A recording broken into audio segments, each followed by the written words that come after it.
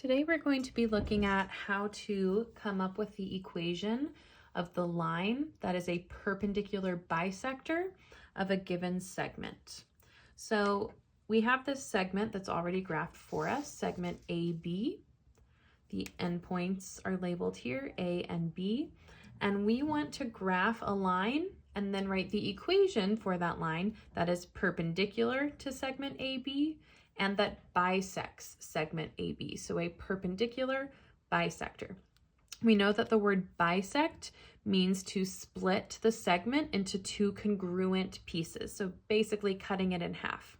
So to figure out where its midpoint is, which is the halfway point between A and B, I'm going to look at the overall rise and run between these points. So there's a rise of 1, 2, 3, 4 units and a run of 1, 2, 3, 4, 5, 6, 7, 8, 9, 10, 11, 12 units. So the midpoint will be half of the rise and half of the run. So instead of down 4, I'll go down 2. Instead of right 12, I'll go right 6, which brings me to this point right here. I'm going to label that as M because it is the midpoint of segment AB. Now, as we do this, you may be able to see where the midpoint is pretty easily because it will be an integer coordinate value, integers for the X and Y value, so right through the corner of the grid, and you'll be able to possibly visually see it more easily. But you can always resort back to drawing in and counting the rise and run from one endpoint to the other and doing half of that distance. Okay, so I have my midpoint. That's a good start. Now, to create a perpendicular line, we know that the slopes have to be opposite reciprocals. So we already started looking at the slope here. So this is a negative slope because from A to B, it's going down and to the right. So my original slope is negative 4 over 12. However, that can be simplified. 4 over 12 simplifies to 1/3. So the original slope is negative 1/3. Perpendicular lines do not have the same slope. Oh, let me make that a little clearer. That's a 3.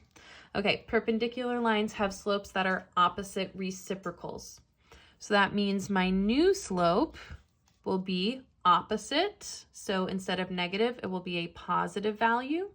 And the reciprocal, so I'm going to switch the 1 and the 3.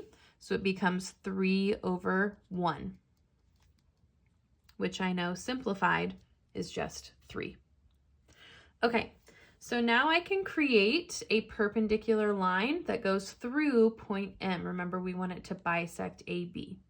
So I'm going to start from the midpoint and follow my new slope, which is positive 3. So I'm going to think about this as going up 3, right 1, 3 over 1. So from point M, up 3 over 1. I'm going to keep doing that until I hit the y-axis because that's going to let me figure out what the y-intercept is. So again, up 3, right 1, there we go. Now I see the y-intercept here. So I'm going to just connect and create my new line. It's going through the y-intercept of positive 4. So my final step is to put all of that together and write the equation of this line. So y equals, I know my slope is 3, so y equals 3x, and the y-intercept is positive 4, so plus 4. So the equation of the perpendicular bisector of segment AB is y equals 3x plus 4.